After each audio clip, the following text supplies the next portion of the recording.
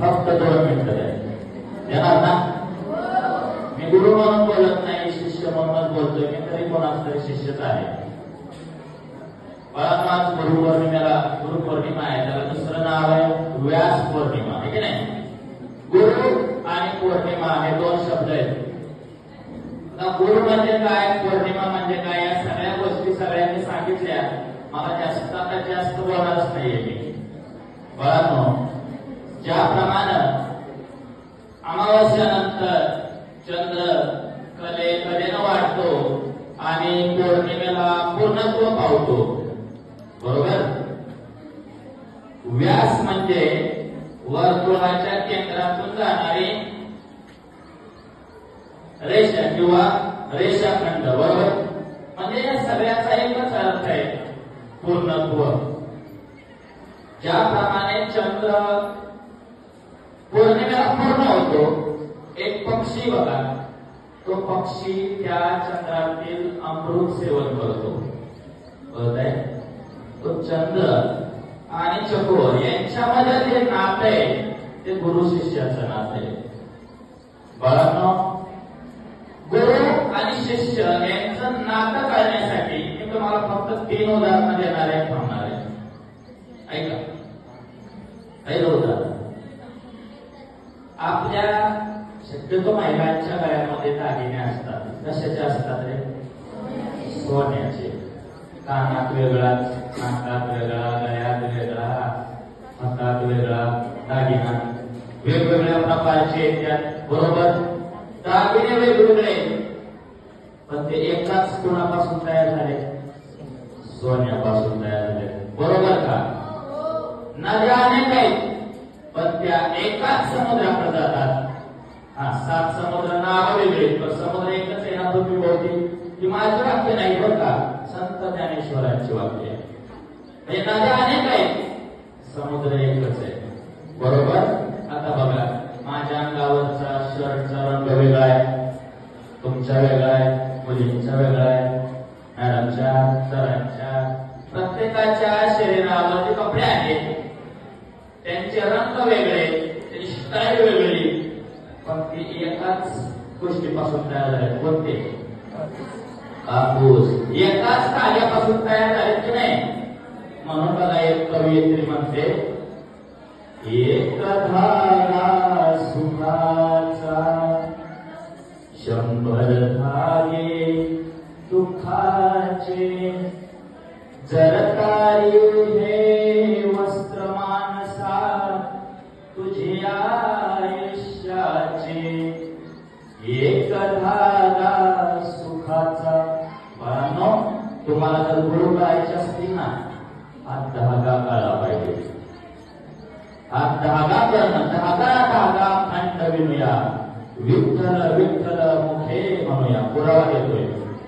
हा धागा ज्याला कळला त्यानं गुरु पौर्णिमा साजरी केली असं संत म्हणतात.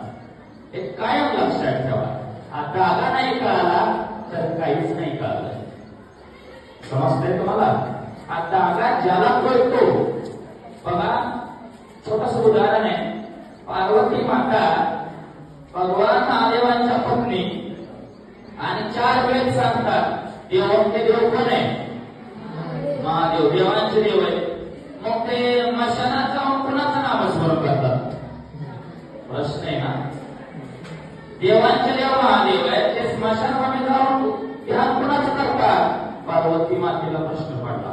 त्या त्यांना म्हणल्या की तुम्ही तर देवांचे देव आहे, स्मशानामध्ये जाऊन कुणाचं नामस्मरण करतात? ते त्यांना सांगतच नव्हते. शेवटी बायकाचा हट्ट आहे, पूर्ण केलाच पाहिजे ना. मग एके दिवशी मानस सरोवराच्या काठी वासुकीचा चंद्र सगळे सोडले आणि त्या ठिकाणी ते गुप्त ज्ञान त्यांनी दिलं. महाविष्णूंनी ओळखलं, काहीतरी गुप्त सांगणार आहे. पाण्यात गेले, काय बनून? मासा बनून गेले की नाही? आणि पार्वती मातेला झोप लागली आणि मासा बनून महाविष्णूंनी ते ऐकलं. हरिपाठाचं 8वीचे बहुतांश मुले हरिपाठ वाचताना एक आरती माहिती काय का? अभंग आहे, आदिनाथ गुरु सकळ सिद्धांचा मच्छिंद्र कायाचा मुख्य शिष्य. मच्छिंद्र म्हणजे ते महाविष्णू. त्यांनी ऐकलं, बाहेर आले, पण म्हणते महाविष्णूंना तुम्ही ऐकलंय गुप्तपणे चोरून, पण त्या आता सफल होणार नाही.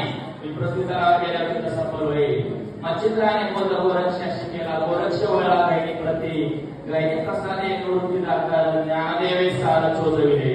निवृत्तीनंतर ज्ञानदेवांना ते गुप्त सांगितलं आणि ज्ञानदेवांनी सगळ्यांना सांगितलं, बाळांनो मला आज उद्या खरी गुरुपौर्णिमा आहे, पण एक शिष्य म्हणूनच आणि तुमचा सेवक म्हणूनच सांगायचंय, गुरुपौर्णिमा ही तो धागा जेव्हा तुम्ही जाणार आणि जेव्हा तुमच्याकडे येईल तेव्हाच खरी गुरुपौर्णिमा साजरी केल्यासारखं होईल. समजतंय? गुरुपौर्णिमा याच्यातून एक आध्यात्मिक फार मोठा संदेश व्यास पौर्णिमा म्हणून दिला जातो. परंतु शेवटी आपले प्रथम गुरु कोण आहेत रे? पहिले गुरु कोण आपले? आई वडील. बरोबर ना? आई वडिलांना दुखावतो का आपण? आणि दुखावतात, दुखावतात. जब बच्चा रोता है ना, ध्यान से सुनो, जब बच्चा रोता है ना सारे मोहल्ले को पता चलता है कौन रो रहा है, किसका बच्चा है. और जब माँ बाप रोते हैं ना तो बच्चों को भी पता नहीं चलता क्यों रो रहे हैं, इसकी वजह क्या है. तुम्हें मालूम है आपके माँ बाप क्यों रो रहे हैं? इसकी वजह जब आप होगे ना तो समझो आपका दिन आखिरी होगा. आप जिएंगे पर आपकी वजह से आपकी माँ बाप के आंखों में आंसू नहीं आने चाहिए. मैं मुलांना भरपूर वेळा सांगतो, संत्याला म्हणतात ना, सबसे बड़ी है माँ पगले, सबसे बड़ी है माँ.